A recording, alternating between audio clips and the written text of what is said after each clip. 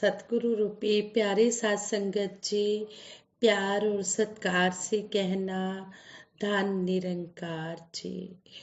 तेरी तलियां दे छावें ओ माता, सुख दी नींदर असी सो गए। खुशियां चल के मेरे घर नी आईयां, जद तो दाता तेरे हो गए।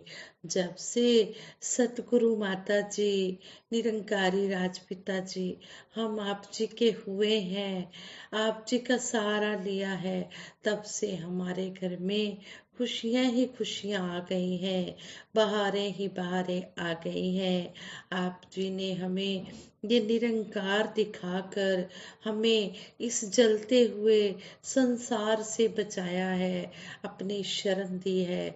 आप जी का लख लख बार शुक्राना करते हैं। आप जी का शुक्राना करते हुए दासी ये विचार रखने जा रही है। इस स्टोरी द्वारा हमें, इन विचारों द्वारा हमें यही समझाया गया है कि संत न होते जगत में तो जल मरता संसार। संतों महापुरुषों के सहारे ही यह संसार बचा हुआ है। जब संत महात्माओं की सुंदर सुंदर विचारें सुनते हैं, उनकी मीठी वाणी सुनते हैं, तो मन में ठंडक सी आ जाती है और मन करता है कि हम इसी तरह संतों महापुरुषों के विचार सुनते रहें, इसी तरह साथ संगत माँ के साथ जुड़े रहें। साथ संगत जी स्टोरी इस तरह है। कहते हैं राजा भद्र सिंह प्रजा के पालक और न्याय प्रिय थे, किंतु उनका बेटा निर्दयी स्वभाव का था। राजपुत्र होने के कारण कोई भी उसकी शिकायत करने की राजा के आगे हिम्मत नहीं कर पाता था। लेकिन राजा तक यह बात किसी तरह पहुंच ही गई कि उनका बेटा बहुत ही निर्दयी स्वभाव का है। राजा ने जब यह बात सुनी तो राजा ने अपने बेटे को सुधारने के लिए बहुत उपाय किए, लेकिन राजा अपने बेटे को सुधार नहीं सका। सौभाग्य से कुछ दिन बाद औषधाचार्य नामक एक ऋषि वहां पर आ गए।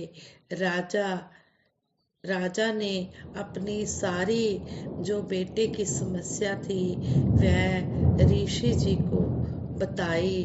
तो ऋषि जी ने जब इस बात को सुना तो उन्होंने राजा से कहा कि आप चिंता मत करना, सब कुछ ठीक हो जाएगा। राजा ने कहा ठीक है।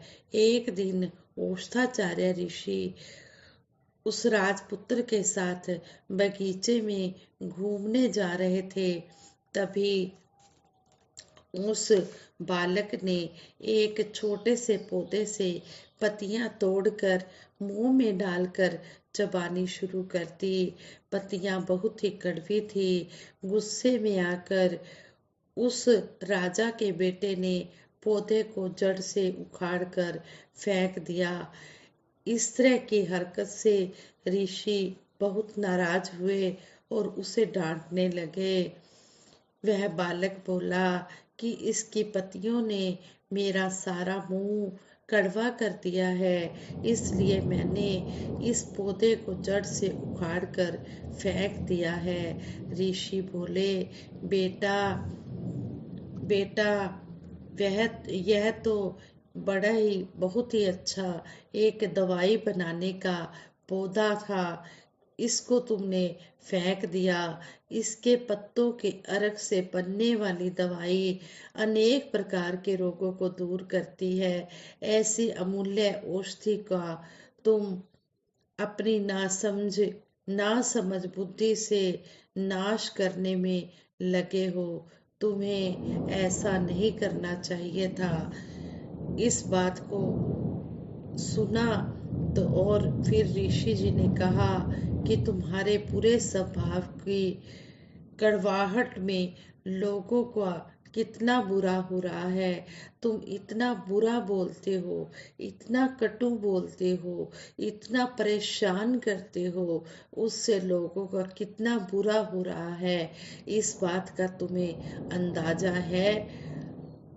तो आगे से उन्होंने ऋषि ने फिर कहा कि तुम्हारे ऐसे स्वभाव के कारण, ऐसे व्यवहार के कारण तुम्हारे पिता का सारे संसार में, सारी जनता में अपयश हो रहा है। ऋषि जी की ऐसी बात सुनकर उस बालक के मन को बड़ी ठेस लगी और वह ऋषि जी की बात समझ गया और उसने आगे से ऐसा ना करने का ऋषि को वचन दिया। और उसने कहा कि ऋषि जी, अब मुझे समझ आ गई है कि जीवन किस तरह जीना है। आप जी ने जीवन जीने की मुझे सही दिशा बता दी है।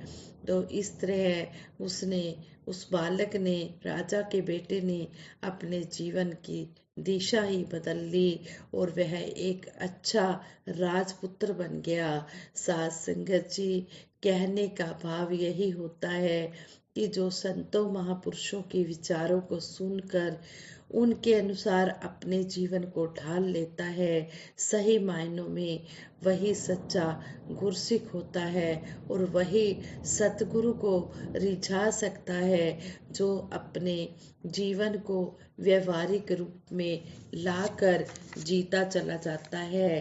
तभी तो कहा है, ज्ञान कर्म में ढल जाए तो जीवन का श्रृंगार बने। जब ज्ञान के अनुसार कर्म होने लगते हैं तो जीवन की सुंदरता होती है। व्यवहारिक जीवन में ब्रह्म ज्ञान का उपयोग, जीवन को 3 भागों में बांटा गया है। एक शारीरिक जीवन, दूसरा मानसिक जीवन और तीसरा आध्यात्मिक जीवन। शारीरिक जीवन से ज्यादा मूल्यवान है मानसिक जीवन और इससे भी ज्यादा मूल्यवान है आध्यात्मिक जीवन। आध्यात्मिक जीवन 2 पक्षों पर डिपेंड करता है, ब्रह्म ज्ञान और इसका व्यवहारिक प्रयोग। ब्रह्म ज्ञान होने का भाव सब जगह व हर समय प्रभु का एहसास करना है। व्यवहारिक प्रयोग उन नियमों, नीतियों और सिद्धांतों का जो समाज को अधिक सुखी बनाने में प्रयोग होता है। व्यवहारिकता मानव जीवन की पहचान है। इसके मूल में मानव के संस्कार होते हैं। सब जगह प्रभु का दर्शन अर्थात ब्रह्म ज्ञान पर आधारित जीवन ही सत्य धर्म है। इससे अलग कोई भी सत्य धर्म नहीं है।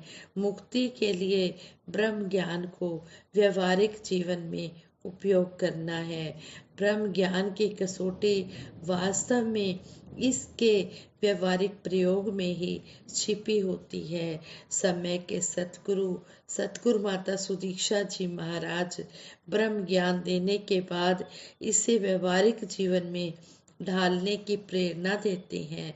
ब्रह्म ज्ञान के 3 सोपान हैं। इस प्रभु को जानना, इसे व्यवहारिक जीवन में उतारना और फिर यहीं पर ही मुक्त हो जाना। समतवदर्शी गलत कर्म नहीं कर सकता और जो गलत कर्म करता है वह समतवदर्शी नहीं हो सकता।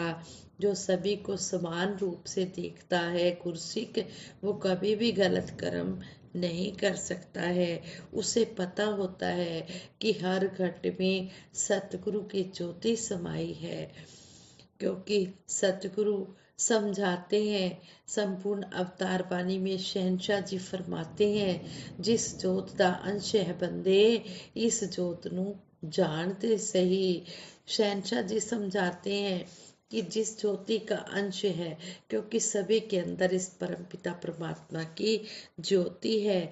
जब ऐसा गुरसिख ज्ञान को समझ जाता है, फिर वो सबको सम करके देखता है, तो कहते हैं कि वो कभी भी ऐसा गुरसिख गलत काम नहीं कर सकता है। सतगुरु द्वारा दिया गया ब्रह्म ज्ञान तभी मन में अच्छी तरह से बैठता है। जब इस ब्रह्म ज्ञान की पूरी तरह से समझ आ जाती है, जब ब्रह्म ज्ञान और व्यावहारिकता की दूरी बिल्कुल समाप्त हो जाती है। मैं जानता हूँ पर करता नहीं, जानता कुछ हूँ और करता कुछ हूँ। जब यह दूरी बनी रहती है तो जानना भी उल्टा और करना भी उल्टा हो जाता है।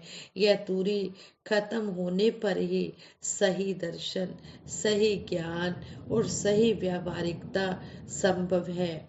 जीवन में दर्शन और ज्ञान की बातें वाणी की नहीं बल्कि व्यवहारिक जीवन में ढालने की है। बातें करने की नहीं, सुनने की नहीं, बल्कि इनको कर्म रूप में इम्प्लीमेंट करने की है। जब ज्ञान पूरी तरह से कर्म रूप में इम्प्लीमेंट हो जाएगा तब मोक्ष मिलेगा, वरना लिखने, पढ़ने, कहने, सुनने में तो अमूल्य जीवन बीतता जा ही रहा है। दर्शन, ब्रह्म ज्ञान और व्यावहारिकता के संबंध में 3 प्रसंग मनन करने योग्य हैं। पहला प्रसंग है, रावण ने श्री राम जी के दर्शन किए और उनकी पत्नी सीता जी का हरण किया। तब हनुमान जी ने रावण को समझाया कि हे रावण, आपने शक्ति दाता की शक्ति का अपहरण किया है। आप उनकी शक्ति सीता जी को वापस कर दो। वह मुक्ति दाता है, आपको सारे पापों से मुक्त कर देंगे। लेकिन अहंकार के कारण रावण पर हनुमान जी द्वारा दिए गए ज्ञान का कोई प्रभाव नहीं पड़ा। अर्थात रावण ने श्री राम जी के दर्शन नहीं किए, हनुमान जी के द्वारा ज्ञान भी सुना, लेकिन उसे व्यावहारिकता में कर्म रूप में नहीं डाला। स्थिति यह हुई कि रावण के घर में कोई दीपक जलाने वाला भी बाकी नहीं रहा। दूसरा प्रसंग, कंस को भविष्यवाणी द्वारा ज्ञान हुआ कि देवकी के गर्भ से तुझे मारने वाला पैदा होगा, और देवकी के 8वें गर्भ से भगवान श्री कृष्ण जी ने जन्म लिया। कंस ने श्री कृष्ण जी को देखा, अर्थात कंस को ज्ञान मिला और श्री कृष्ण के दर्शन किए, लेकिन अहंकार के कारण कंस का व्यवहार नहीं बदला और श्री कृष्ण के कारण कंस की मृत्यु हुई। तीसरा प्रसंग, वाल्मीकि जी को ऋषियों के दर्शन हुए, उनसे ज्ञान की प्राप्ति की। वाल्मीकि जी ने दर्शन और ज्ञान को अपने कर्म में ढाला तो उनका कर्म, आचरण, व्यवहार सब बदल गया और जीवन का श्रृंगार बनकर चमका।